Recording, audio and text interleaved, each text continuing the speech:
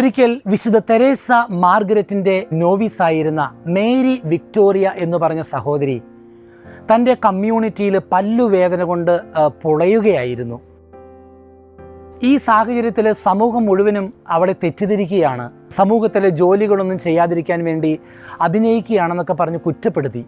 ഇങ്ങനെ ഇരിക്കുന്ന സമയത്ത് നിത്യവ്രതം എടുക്കേണ്ട സാഹചര്യം വന്നു കഴിഞ്ഞപ്പോൾ മദർ സുപ്പീരിയർ സംശയിച്ചു, ഇവൾക്ക് നിത്യവ്രതം എടുക്കാനുള്ള അനുവാദം കൊടുക്കണോ, ഇവൾ ശരിക്കും അഭിനയിക്കുകയാണോ, അല്ലെങ്കിൽ ശരിക്കും പല്ലുവേദനയുണ്ടോ? പക്ഷെ വാസ്തവത്തിൽ മേരി മാർഗരറ്റ് പല്ലുവേദന കൊണ്ട് വളരെയധികം പുളയുന്ന ഒരു അവസ്ഥ ഉണ്ടായിരുന്നു. അപ്പോൾ ഇങ്ങനെ ഇരിക്കുമ്പോൾ എല്ലാവരും അവളെ ഒറ്റപ്പെടുത്തുന്ന, തിരസ്കരിക്കുന്ന അനുഭവങ്ങൾ ആ കമ്മ്യൂണിറ്റിയിലുണ്ടായിരിക്കുന്ന സമയത്ത് വിശുദ്ധ മേരി മാർഗരറ്റ് എന്ത് ചെയ്തു എന്നറിയാമോ? ഈ സഹോദരിയെ കണ്ടപ്പോൾ അവളുടെ അടുത്ത് ചെല്ലുകയും അവളുടെ പല്ലുവേദനയുള്ള ഭാഗത്ത് കെട്ടിപ്പിടിച്ച് ഒരു ഉമ്മ കൊടുക്കുകയും ചെയ്തു, ചുംബിക്കുകയും ചെയ്തു. നിങ്ങൾ ചിന്തിക്കുക, ക്ലോയിസ്റ്റേഡ് നണ്ണിൻ്റെ നിയമപ്രകാരം പരസ്പരം അങ്ങനെ ആലിംഗനം ചെയ്യാനോ ചുംബിക്കുവാനോ അനുവാദമൊന്നുമില്ല. അത് സ്ട്രിക്റ്റായിട്ട് പ്രൊഹിബിറ്റ് ചെയ്തിരിക്കുന്നൊരു നിയമമാണ്. പക്ഷേ വേദനിക്കുന്ന, നെടുവീർപ്പെടുന്ന, ദുഃഖിക്കുന്ന, ഒറ്റപ്പെട്ട അനുഭവത്തിലൂടെ കടന്നു പോകുന്ന ആ സഹോദരിയെ കണ്ടപ്പോൾ നിയമങ്ങൾ നോക്കാതെ നിയമങ്ങൾക്കപ്പുറം നിന്നുകൊണ്ട് ആ വ്യക്തിയുടെ അരികിൽ പോയി മേരി വിക്ടോറിയയെ ആലിംഗനം ചെയ്ത് ചുംബിച്ചു കഴിഞ്ഞപ്പോൾ എന്ത് സംഭവിച്ചു എന്നറിയാമോ? ആ സഹോദരിയുടെ പല്ലുവേദന ആ നിമിഷം തന്നെ അത്ഭുതകരമായിട്ട് വിട്ടുമാറുകയാണ്.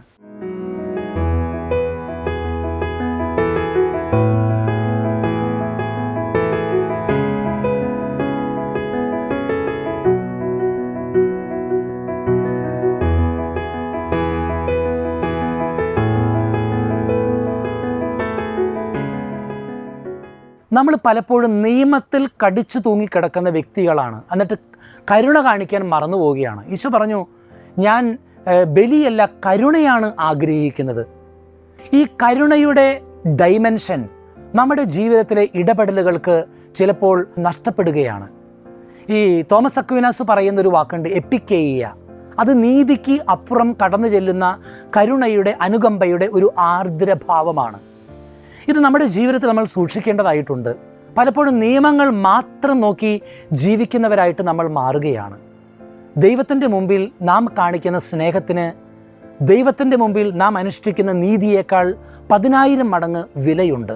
നമ്മളത് തിരിച്ചറിയുക.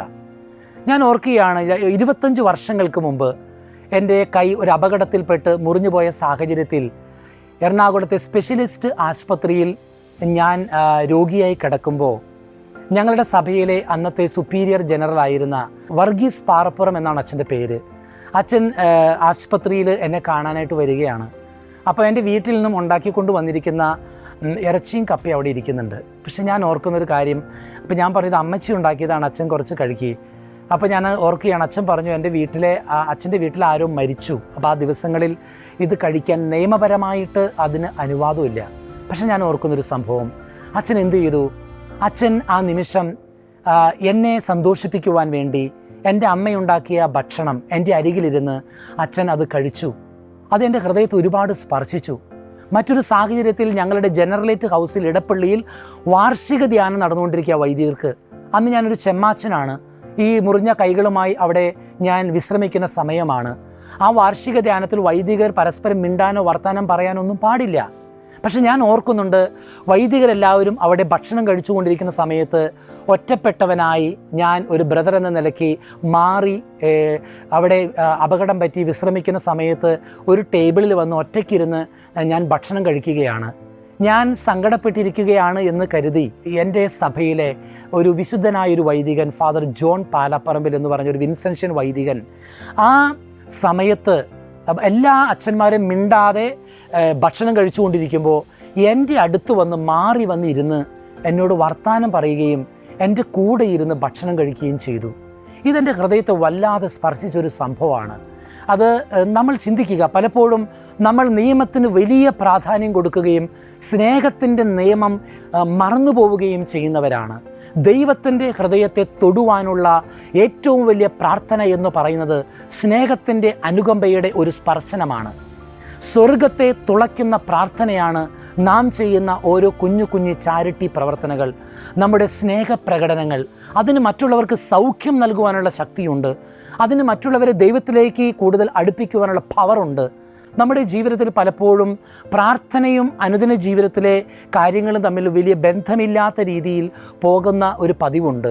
നാം ചിന്തിക്കുക, എത്രയോ വ്യക്തികളെയാണ് നാം ഒന്ന് പുഞ്ചിരിച്ചാൽ സന്തോഷിപ്പിക്കാൻ കഴിയുക, എത്രയോ വ്യക്തികളെയാണ് നാം ഒന്ന് അടുത്തിരുന്ന് ഒന്ന് കെട്ടിപ്പിടിച്ചാൽ ആനന്ദിപ്പിക്കുവാൻ കഴിയുക, എത്രയോ വ്യക്തികളെയാണ് നമുക്ക് ആത്മീയമായ അനുഭവത്തിലേക്ക് കൊണ്ടുവരുവാൻ സാധിക്കുക.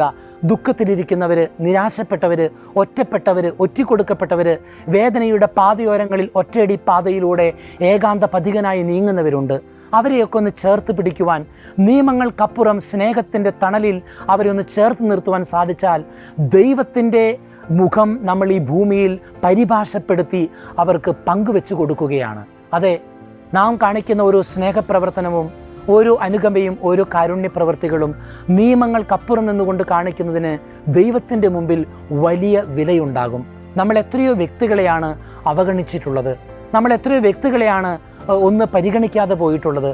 നമ്മൾ ഒന്ന് സംസാരിച്ചിരുന്നുവെങ്കിൽ, നമ്മൾ ഒന്ന് കൂടെയിരുന്നുവെങ്കിൽ, നമ്മൾ ഒന്ന് ചേർത്ത് പിടിച്ചിരുന്നുവെങ്കിൽ എത്രയോ വ്യക്തികളാണ് ആഴമായ ആത്മധൈര്യത്തോടെ ദൈവത്തിലേക്ക് കടന്നു വരാമായിരുന്നത്. നമ്മൾ ചിന്തിച്ചു നോക്കുക.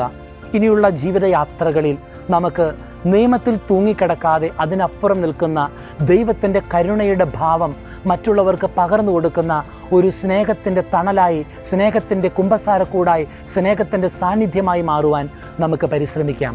അത് നമ്മുടെ കുടുംബത്തിലുള്ളവരിൽ നിന്നും നമുക്ക് ആരംഭിക്കാം, നമ്മുടെ അയൽവാസികളിൽ നമുക്ക് ആരംഭിക്കാം, ചുറ്റുപാടിൽ ഉള്ളവരിൽ നമുക്ക് ആരംഭിക്കാം. കണ്ടുമുട്ടുന്നവരെയൊക്കെ ഒന്ന് സ്നേഹിക്കുവാൻ, അവരുമായി സ്നേഹബന്ധത്തിലായിരിക്കുവാൻ പറ്റുന്ന രീതിയിൽ ദൈവത്തിൻ്റെ സ്നേഹം പങ്കിടുവാൻ വേണ്ടി ഉള്ള കൃപയ്ക്ക് വേണ്ടി നമുക്ക് പ്രാർത്ഥിക്കുക മാത്രമല്ല, അതിനുവേണ്ടി കുഞ്ഞു കുഞ്ഞു പ്രവൃത്തികളിലൂടെ നമുക്ക് പരിശ്രമിക്കുകയും ചെയ്യാം. ദൈവം നമ്മളെ അനുഗ്രഹിക്കട്ടെ.